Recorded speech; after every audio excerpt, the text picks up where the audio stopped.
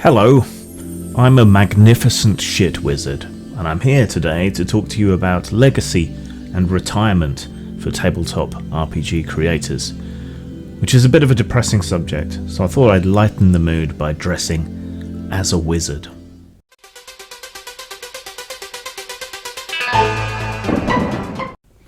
Old gamers never die, they just roll up a new character. Or at least that would be nice if it were the case. The legacy and the retirement of tabletop creators is tricky and a difficult subject to talk about, but it's something that's worth talking about. The debate recently about the Alexandrian and the legacy of Janelle Jaquays kind of got me thinking about this, because as we're at the 50th anniversary of Dungeons & Dragons, it's sobering to take note of who is missing and who isn't around to celebrate with the rest of us.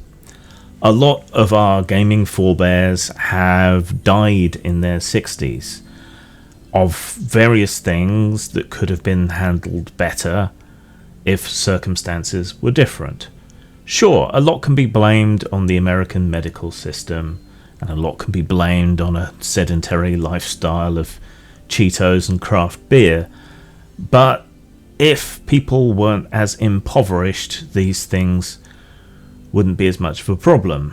And these things do happen to people outside the States. I'm sure we've all run into, on occasion, crowdfunding for people in the hobby who have gotten ill or who have run into life's problems, and because so many of our lives are so precarious, the slightest problem can tip people over, and we shouldn't have to rely on the philanthropy of our audiences to get by. Philanthropy is a failure of the state, after all. But perhaps we can do something more organised, philanthropically, to deal with these problems. And those people who have died almost penniless, early, 60s is early these days, they're the luminaries of our hobby space. They're people who have made it. They're people who have been at the top. Freelancers, smaller creators, they are not even at that level, right? People today can expect to earn 10 to 15 cents per word if they're absolute beginners writing web articles. And in tabletop games, even as an experienced freelancer working for small or medium companies, you're probably earning 7 cents or less per word if you're working in the RPG space. And that slight upward trend since 2000, when you could expect to be paid about 6 cents per word by the biggest in the industry, that's been bent upwards somewhat unrealistically by Kickstarters, which offer better pay, but only if the Kickstarter is successful. If it's not successful, nobody gets paid. So it's creating a kind of false positive in a lot of ways. Basically, you're very unlikely to get rich in this business, or to ever have the spare income to invest in pensions or savings or shares, stock, whatever. I mean, creative people, stereotypically, usually, but truthfully, aren't very good at business. It is a stereotype, but it is true. It's just not what creative people are interested in. And so a lot of them get predated upon and used by unscrupulous people who take the money off the top and leave the creative people no better off than they were in the first place. And I believe, to a great extent, the capitalistic drive for profit is incompatible with creativity in a lot of ways. Ideally, you need to divide the two. Someone to take care of the money and someone to take care of the creative side, and for the two not necessarily to interfere with one another.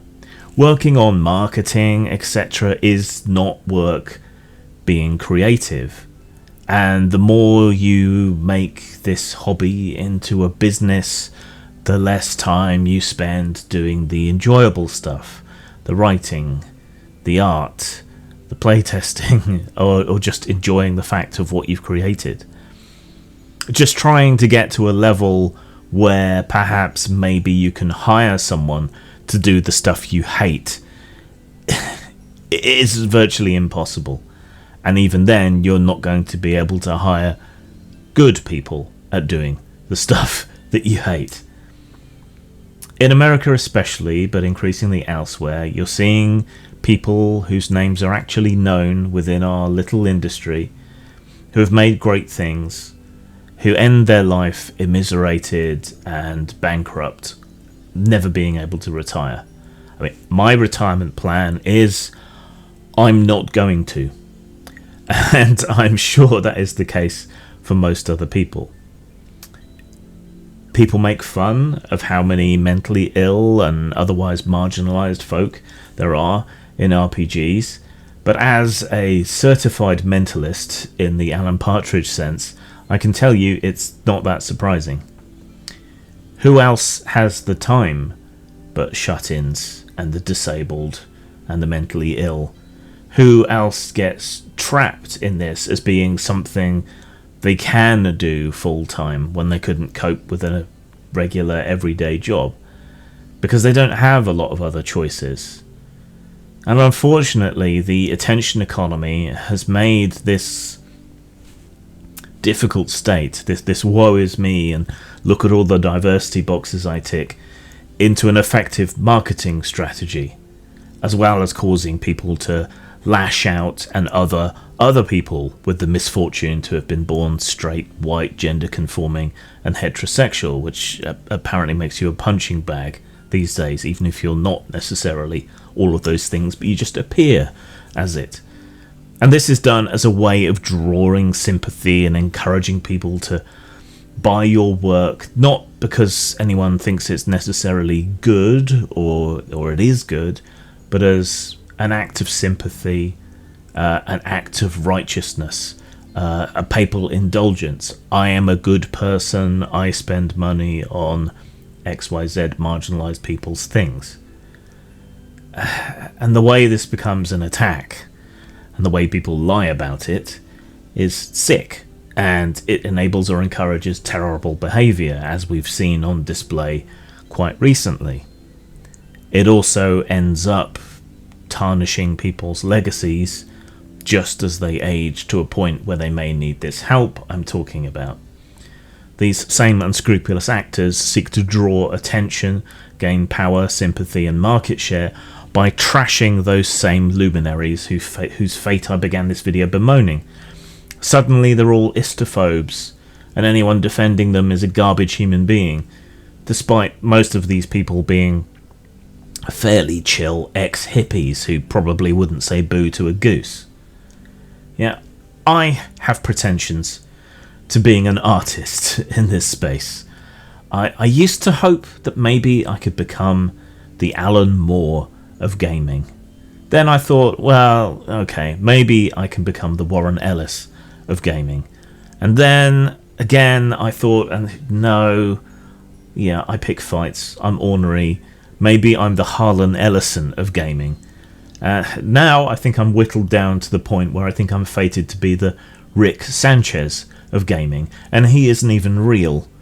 So, more likely, given the trashing even the founders of our hobby have gotten, even posthumously, it'll be more like I was the Turbo Hitler of gaming once the game of telephone is finished and a few years are behind us.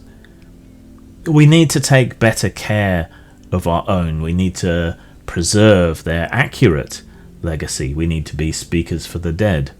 We need funds for our old creators and makers to help with their medical bills and troubles as they age out. Because so many of them, so many of us, live so precariously, and there just isn't a huge amount of money in this business, despite a few highly visible $1 million Kickstarters.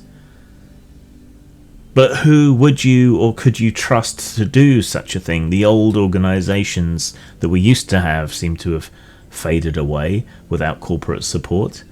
And with the old hands being problematised on a daily basis, how would you get away with helping the old bees if they've been denounced as istophobes? It's a conundrum, but it's something I think we need to think about more.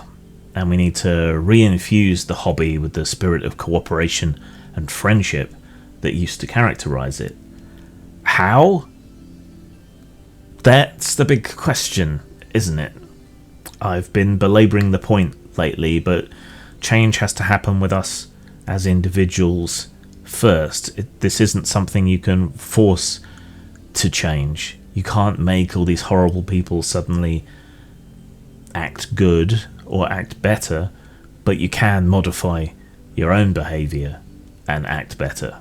So I guess to start this off, I'm appealing to everyone to act just a little bit better.